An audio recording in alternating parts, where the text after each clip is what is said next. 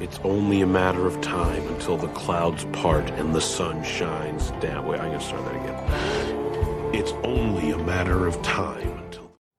And now, The Analyst presents The History of Mediocrity.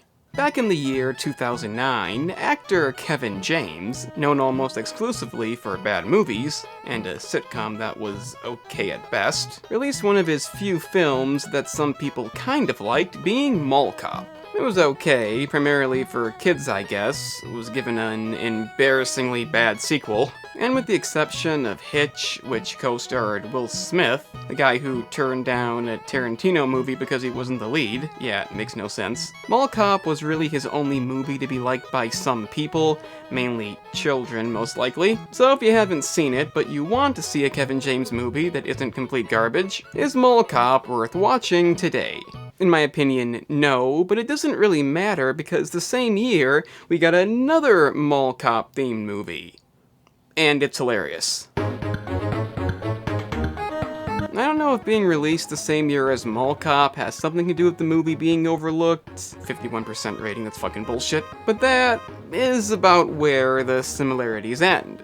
Observe and Report is not for kids, to say the least. Featuring a heavy amount of profanity and outright crude content, it led to some reviews stating that's all the movie is. One of which calling it a charmless and an uncomfortable experience, but I don't think you can simply define it as that. Look, some people are probably gonna take issue with this, that's unavoidable. The movie features blatant racism at times, and a real questionable scene we'll get to a bit later, but, and this is just the way that I look at it, you have to consider the context of this. If a movie is purely comedic, that doesn't automatically excuse everything. Being offensive for the sake of being offensive is only funny in the sense that I can't believe the guy just said that. So if that's all the movie was, I could see the relatively low rating. The thing is, and I know some people don't seem to get this, the implication does kind of matter. If you only watched parts of the movie and just skipped ahead till the end, you'd naturally think our lead is an awful person and it's being overlooked for the sake of comedy.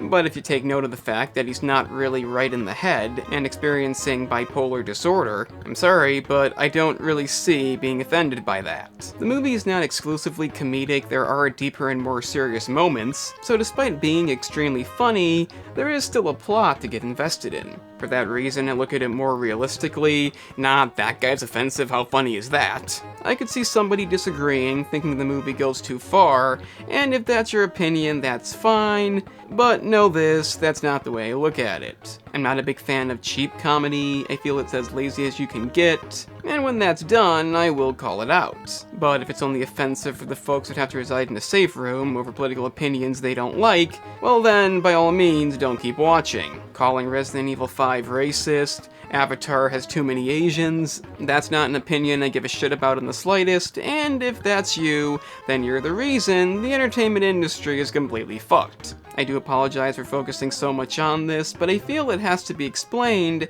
as it's kind of the main focus here. That being said, let's see if Observe and Report is truly offensive in any way, and, analyze other parts of the movie, because they do matter. One thing to mention right offhand, the movie has a surprisingly good soundtrack. Obviously I can't play any of it, but when I paint my masterpiece by the band, Over Under Sideways Down by the Yardbirds, It's Late and the somewhat obscure The Hero by Queen, which some reason didn't make the soundtrack, the opening really does suit the movie well, while also not giving away what it's going to be like, if that makes any sense. Also, you kind of know the car is going to get stolen eventually, but you likely won't guess how. You know what I appreciate? When the first thing you see and hear lets you know if I don't like this, I should stop here. Hey, I'm gonna fuck you! This would be the Flasher, played by Randy Gambill, and I know YouTube isn't fond of a lot of perverted things being said, so I'll stop here, but a lot of perverted stuff is said. It doesn't end either when we cut to our lead, Ronnie Barnhart, played by Seth Rogen, as he explains how displeased he is with the situation, which includes a lot of strong language. It's then made clear that he's very high on himself, along with an assortment of other mental illnesses, and I'm just gonna say it, he's really damn good in this. You're just gonna keep going even though you fucked up my title? Okay? Throughout this part of the movie that essentially introduces new characters, there's something funny and memorable said in pretty much every scene. Everyone thinks they're fine until someone puts something in them they don't want in them. I will murder you! I will murder you! Well, no comment You're was made.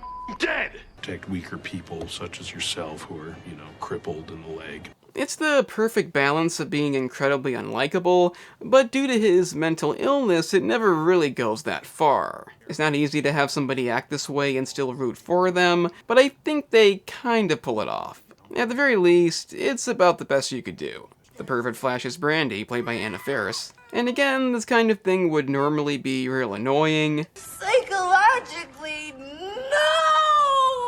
But given she wasn't physically harmed, making her reaction completely unwarranted, and the fact that she lets Ronnie carry her out despite already being aware of his personality, well, there's enough comedy here to outweigh that. Detective Harris shows up, played by Ray Liotta, to investigate this along with a masked robber who damaged a shoe store. And as you'd expect, Ronnie thinks he's taking over, which is definitely cliche, but the way they handle it is definitely not. A lot of times you'll have the higher ranking person being a dick, constantly looking down, but in this case, he's really just doing his job. Given the way Ronnie acts, you can't blame him for being pissed off, and for the most part, we do see this build up. Some kind of sociopathic genius who plans on coming back here and finishing what he started by murdering Brandy. Is that gonna happen?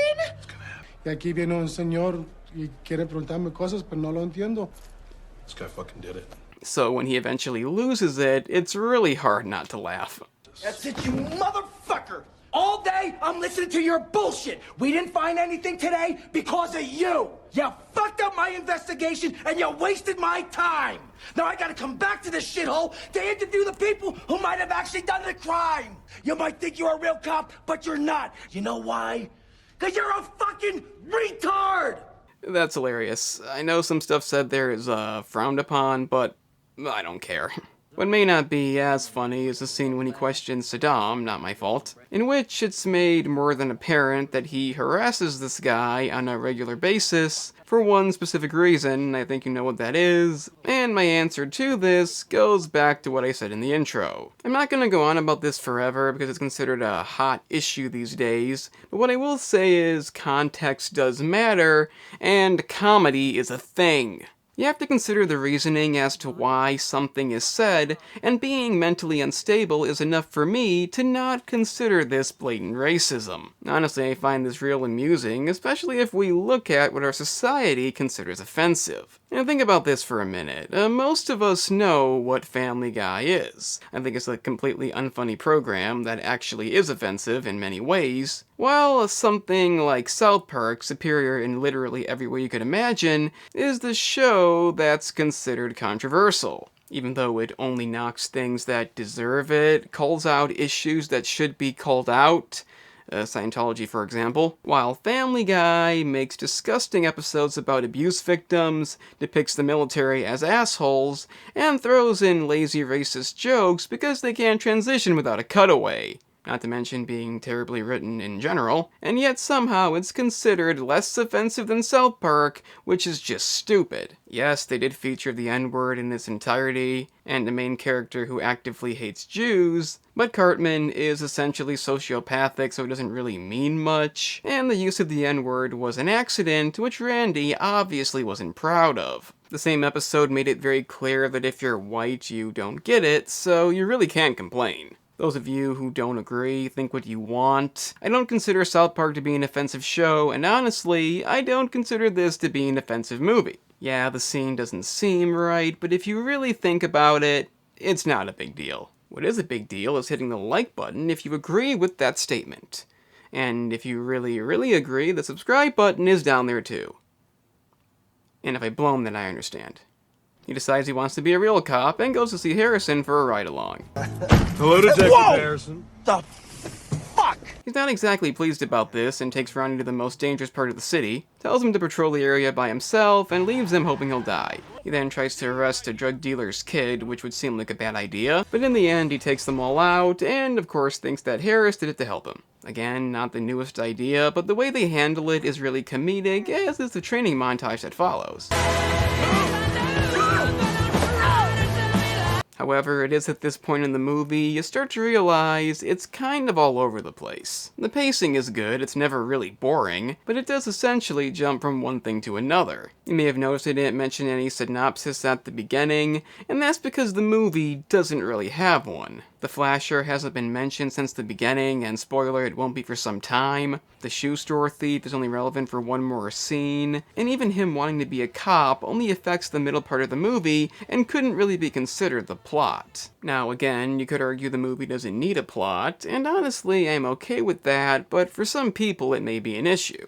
I do want to mention that Ronnie's mother, played by Celia Weston, is also real memorable, mainly for simplistic reasons, and the scene when we find out his dad left him because he had problems is kind of sad, but the way they say it is the definition of black comedy. Do you think it was my fault the dad left? Definitely.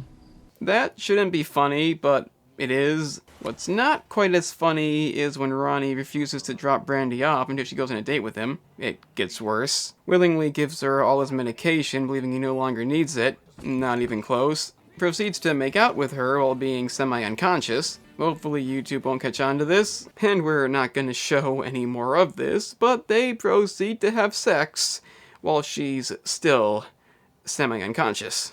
Maybe going too far. This is fucking sick. I do want to clarify, he probably doesn't know what he's doing, but this does technically qualify as rape, regardless, and unlike saying something offensive, that's actually a crime, so if you're not okay with this, I can see that. Again, I don't think it's a huge deal, not like it was violent, but I guess it doesn't need to be here.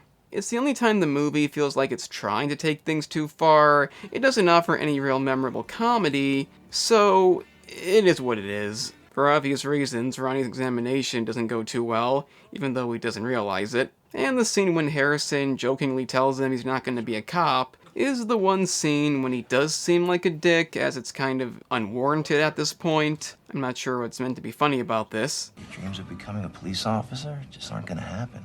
But this bit makes up for it. So, I thought this was gonna be kind of funny, but it's actually kind of sad, so... Knowing what the audience is thinking.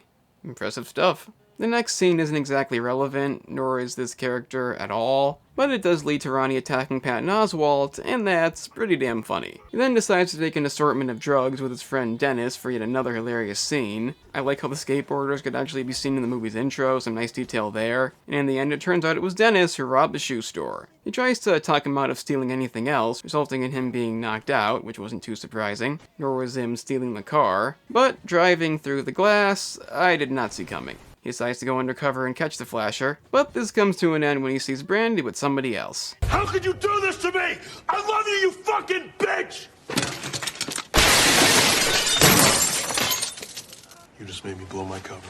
The boss tells him he has to leave, but he refuses, so they call the police. I again want to emphasize Harris not being a bad person. He does try to avoid a conflict, but that fails, leading to a big fight, and the inclusion of Queens the hero couldn't be more fitting. I like how it transitions back into When I Paint My Masterpiece. For some reason, it just works. And even Ray Liotta's expression here, looking annoyed and pissed off, but also somewhat pleased about finally getting to lay into this guy, is kind of like how you'd expect somebody to look if they were a detective really having to deal with this shit. He just plays it perfectly. Luckily, assaulting multiple police officers isn't a real serious crime. Should have been made today. And if I had to complain about something with this movie, there's not a lot more to it. He does go back to the mall to see Nell, and of course this happens. Oh, motherfucker! Meaning the climax of this movie will feature full frontal nudity, which I can't show. Hopefully I can show this. And in the end, he shoots him, doesn't kill him, and almost killing somebody for a non-violent crime gets him his jaw back. But again, that's pretty much it. He tells Brandy to fuck off along with Harrison. It's a perfectly fitting scene, I personally enjoy it. Yeah, the plot's all over the place, maybe a bit nonsensical, but I really like this movie. I don't know if I really consider that a flaw per se, clearly that's the idea, but if the movie is entertaining all the way through, I really don't think it matters. Aside from the offensive stuff we've gone over in length, If that's a deal breaker, that's on you. There's not a whole lot not to like, given you're into black comedies. It's incredibly funny, all the characters are great, even if some don't serve a real purpose. Seth Rogen and Ray Liotta are especially memorable in this. I'm not trying to say it's some kind of perfect masterpiece that only got overlooked because of Mall Cop, but there is a chance it got overlooked because of Mall Cop. If it's not obvious by now, this is the better movie. Not even close. There are some things that are taken too far, and I would say it ends a bit too abruptly, but overall, I can't help but enjoy it. If you want something undeniably funny, and you're not currently residing in a safe room, Observe and Report is a movie I can recommend, given you know what it is. You may say it's uncomfortable, a lot call it offensive, I say it's comedy, that's what it is. I'm the analyst, and remember kids, having sex with a semi-unconscious person is rape, and it's wrong. But if you're both unconscious or drunk and have sex by accident, it's not rape. You've done nothing wrong, and fuck Law & Order SVU for belittling a seriously violent crime that is rape. Fuck that show. So, you've made it to the end. That's an impressive feat indeed. Since you managed that, I guess check out the gaming channel, in which I cover a variety of gaming topics, like analysis videos, such as this one. If you're into that, then press the link in the description. It's that simple.